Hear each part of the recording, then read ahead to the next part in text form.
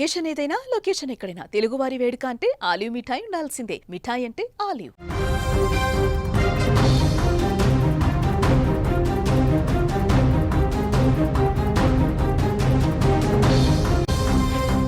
వేల మందితో పోటీ పడి ఎస్ఐ ఉద్యోగం కొట్టే తెలివి ఉంది. రాష్ట్ర స్థాయిలో గ్రూప్ 2 ఆఫీసర్ పోస్టు సాధించే సత్తా ఉంది. మెదడు నిండా ఇంత టాలెంట్ ఉన్నా ఏం లాభం? ఆన్లైన్ బెట్టింగ్ అనే ఒక వ్యసనం ఆ తెలివినంతటిని డామినేట్ చేసింది.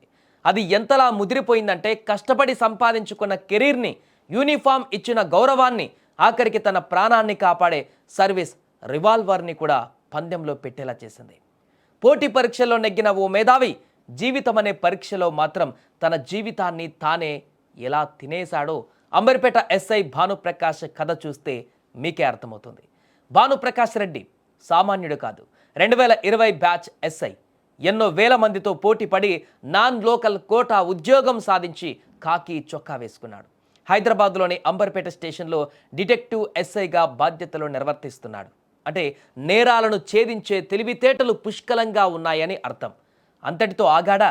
లేదు. డ్యూటీ చేస్తూనే చదివి మొన్నటి ఏపీ గ్రూప్ 2 ఫలితాలలో కూడా ఏకంగా అసిస్టెంట్ సెక్షన్ ఆఫీసర్ ఉద్యోగం సాధించాడు. అంటే అటు పవర్ ఇటు తెలివి రెండూ ఉన్నాయి. కానీ ఏం లాభం? బుద్ధి గడ్డి తింది. అతడిలోని మేధావిని ఆన్లైన్ బెట్టింగ్ అనే మహమ్మారి చంపేసింది. ఈజీ మనీకి అలవాటు పడ్డాడు. 2018 నుంచి అక్షరాల 1.5 కోటి పోగొట్టుకున్నాడు. అప్పుల వాళ్ళు వెంట పడుతుంటే యూనిఫామ్ వేసుకున్నానన్న గౌరవం మర్చిపోయాడు.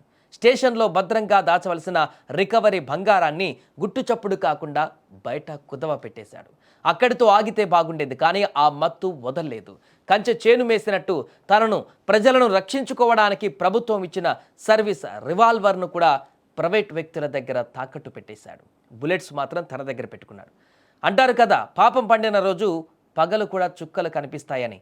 గ్రూప్ 2 జాబ్ వచ్చింది కదా, ఈ పోలీస్ ఉద్యోగం వదిలేసి కొత్త లైఫ్ స్టార్ట్ చేద్దాం అనుకున్నాడు. రిలీవ్ అవ్వడానికి స్టేషన్కి వచ్చి ఛార్జ్ అప్పగిస్తుండగా ఇన్స్పెక్టర్ గన్నేది అని అడిగాడు.